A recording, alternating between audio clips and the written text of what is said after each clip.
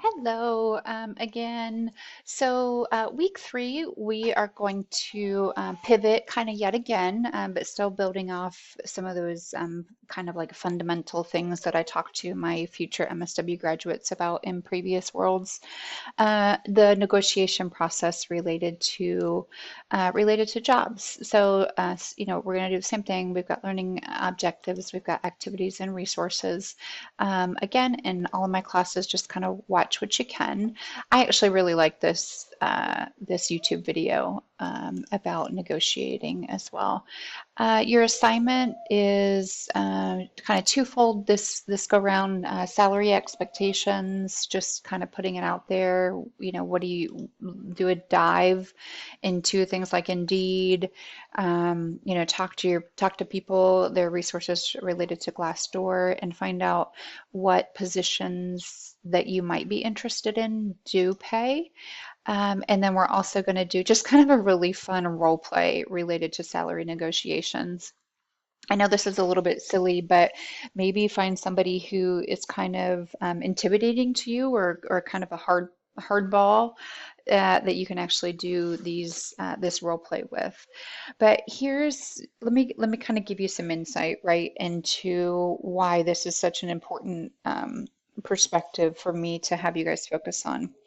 So, first of all, remember I was in your shoes. I'll never forget my very first job with my bachelor's degree in social work and just getting kind of that phone call and them saying, we're going to bring you in and here's the rate. It was, oh goodness, early 2000s, and I was working in a long-term care facility, and I think they maybe paid me $30,000 a year. And I just thought, I was young in my 20s. I just thought that was, just amazing. Let's go. And then of course, as you're in the field longer, you're like, oh goodness, I probably should have asked for more money. Then I didn't have the self-esteem to be able to advocate for myself. So I remember that. And as I got a little bit older and more job opportunities, then I felt more confident having those conversations because I also kind of felt like I knew what my worth it was. So then on the flip side of that, when I was running a large outpatient mental health, company, then I was the person negotiating salaries, right? If you look at, for example, places like Indeed, you'll see a salary range, let's say 50 to 70,000. Well, that's a really big range, and what kind of qualifies or quantifies us, it sets us apart from that 50,000 to $70,000 range. So just kind of some words of wisdom from a hiring manager. Thankfully now today I don't negotiate salaries. That's the dean's job, so that's kind of above my pay grade. But I had someone tell me once, the person who talks numbers first loses, right?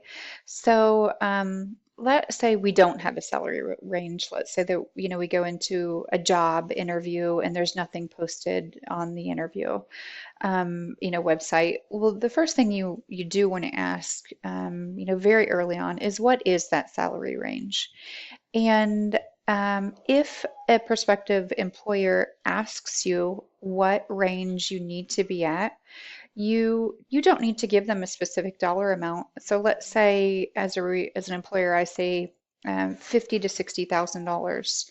Um, and say put it back on you, and I say, well, what range did you hope to be at?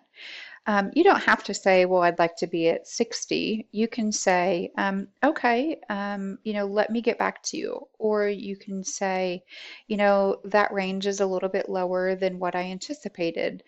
You don't necessarily need to immediately get into those salary negotiations.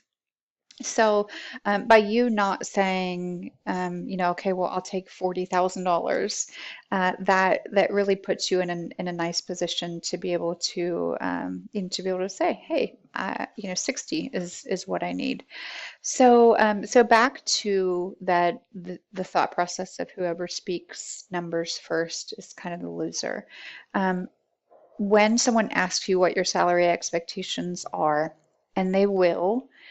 Um, reverse that question and ask them a question, which is it's a little bit annoying, but if they say, what are your salary expectations, then a good way to do that is to get reverse that question is to ask what the salary range is. And then from there, this is where you can kind of practice your responses, and make sure you kind of got that poker face in place as well. So if your salary expectation was 60 and they say 72, please don't, jump out of your skin. You can nod and you can say that salary would meet my expectations. On the flip side of that, if your expectations is 70 and they tell you 50, then you can very politely say that the salary range does not meet your expectations. And that's when you can kind of be brokering back and forth and say, I've done my research. I've been in the field for X amount of years, and this is why I feel like my worth is at closer to the $70,000 range. Um, there are going to be organizations that can absolutely and will 100% pay you what you need. And then there are organizations that just don't have the resources potentially. And you kind of have to figure out what the benefits are, that aren't necessarily monetary. So, my first job is well, I shouldn't say my first job, my last job is a clinical supervisor for a very large mental health organization. I was able to negotiate the top of the salary range for that particular office at that time.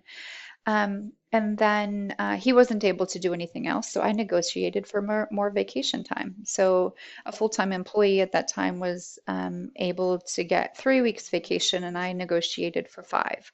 And that was, paid time off. So that was a way that we were able to, meet my need for loving to go on vacation or needing to go on vacation, and then getting, kind of some salary investment from them as well. Um, the other thing that you guys really want to make sure that you're negotiating also is cost of supervision toward that independent licensure.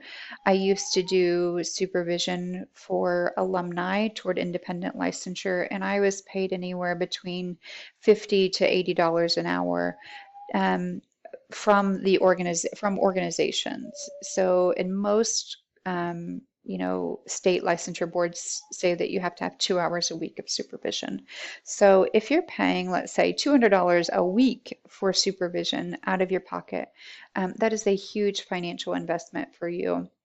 So anytime you can negotiate either in-house supervision, or if your company doesn't have anybody that can supervise you, negotiating in that original salary, the ability for them to contract with an outside entity. There are plenty of people that are willing to do supervision for you.